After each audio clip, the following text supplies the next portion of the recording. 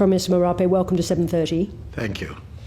PNG already has defence agreements with Australia. Why do you need to elevate it to a mutual defence treaty? It's a natural progress from where we have come from. 2 years after independence, in 1977, we signed a status of force agreement. Lately, in 2013, we signed a defence cooperation agreement. And the defence treaty is just a natural progression from where we've come from, bearing that we have many things in similarity than the differences. So a natural progression from where we've started. As many as 10,000 PNG troops could be incorporated into the Australian Army. Could it be even more than that 10,000 number? It's subject to the working of the treaty. If Australia needs personnel to be recruited, Papua New Guinea has a youthful population. Most of them complete grade 12 and subject to the due processes. Papua New Guineans can be enlisted into Australian Defence Force. They will not be reporting to the PNG Defence Force commander. They'll be Australian Defence Force personnel. Of course, in PNG ourselves, it is in our interest to build a defence force to a 7,000-man force that is strong in our land, sea and air capacities. Did Chinese officials make any direct or indirect threats as to the consequences if you signed this treaty with Australia? Not at all, and I want to commend Chinese who gave us full respect to our sovereign interests, and they understand very clearly where we've come from. In 1975, prior to September 16, we were part of the Australian sovereignty. Our shared history speaks volume, and so they clearly understand where we are going, and we've been transparent to not just Chinese, but all nations we have foreign relationship with or security relations with. Now, this agreement clearly serves Australia's military interests that, as we know, are explicitly focused on the threat from China. How does that serve PNG's interests? PNG's interests come in the range of spin-offs that comes under the umbrella of this treaty. Not just the hands and boots and uniforms conversation, but the military hardwares, the military softwares. So there's a range of beneficiary benefits that PNG Defence Force gets as a result of this. But presumably, Prime Minister, you could get all of those benefits from the defence arrangements that you already had. This treaty is different because it commits you to act in the face of a common danger. That's the question. That's clearly in Australia's interest because PNG provides a useful geographic location as well as all the other benefits. But what does PNG get from Australia's interest vis-à-vis a heavily militarising China? As I said earlier, PNG stands beneficial to the capacity built of our own defence force. The construct of this treaty is a construct in peacetime for peace. This is not a construct to create war.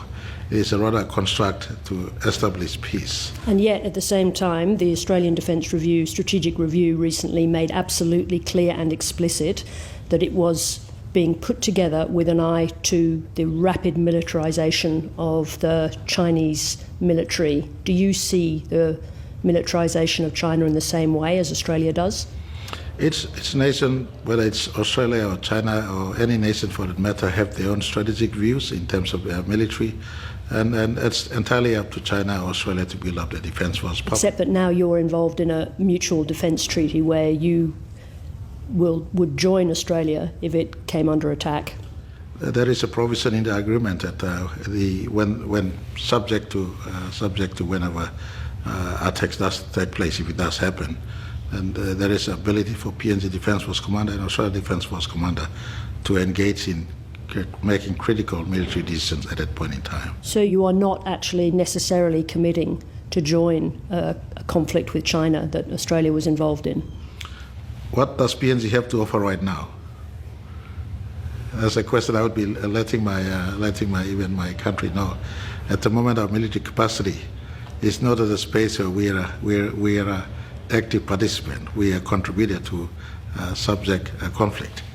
And so it is in our interest to work to build I don't necessarily see China as an enemy. China is a good relationship nation, even with Australia, with PNG. We trade with China. We do business with China. And so there's no need for an alarmist approach in this conversation. But if it's a realistic question as opposed to an alarmist one, obviously the Australian Defence Force, the Australian Defence Establishment has considered the possibility of war with China. We know the Americans have considered that possibility. So what does PNG do in those circumstances? I don't have the mindset of Australian Defence Force to speak for the Australian Defence Force. But the question is actually what PNG would do in those circumstances. Let me put it like this, Prime Minister. Is it possible that PNG could make a decision not to be involved in a conflict Australia was engaged in with China? There's a high possibility when an event happens. PNG has a sovereign in itself. This construct of treaty was constructed within the fullest ambit of respecting sovereignties in making their own calls. So if you sign a treaty that talks about facing a common danger, isn't that exactly what a common danger is? Likewise, Australia, PNG was engaged in a construct. We would not expect, or in a conflict, we don't expect Australia to drop everything else and run to us. The treaty has provisions where there'll be consultations, they'll be engaged. There's a finality of making call that rests with respect to Defence Force commanders. Will the Australian Defence Force eventually be able to base troops in Papua New Guinea? It will be PNG troops in PNG. We're building our own PNG Defence Force. Our own PNG Defence Force will have work conditions on par with Australian Defence Force, but the interoperability, PNG Defence Force coming down using Australian facilities, Australian Defence Force going up there using PNG Defence Force facilities, part of the construct of these arrangements. But actual ADF bases in PNG, is that a possibility? Not at this stage, not at this stage. But possibly in the future? Possibly, but right now our first and Australian government, and Canberra knows very well our interest to build 7,000 man defence force. That includes new battalions, our sea wing, our air wing, our land wing, as well as technology that assists our defence to be capable defence force up there. Have you discussed with anybody in the Australian Defence Establishment or political establishment the possible locations of those bases? Not at this stage. It's something that there's an ongoing annual dialogue between our defence ministers and our civil servants and our forces.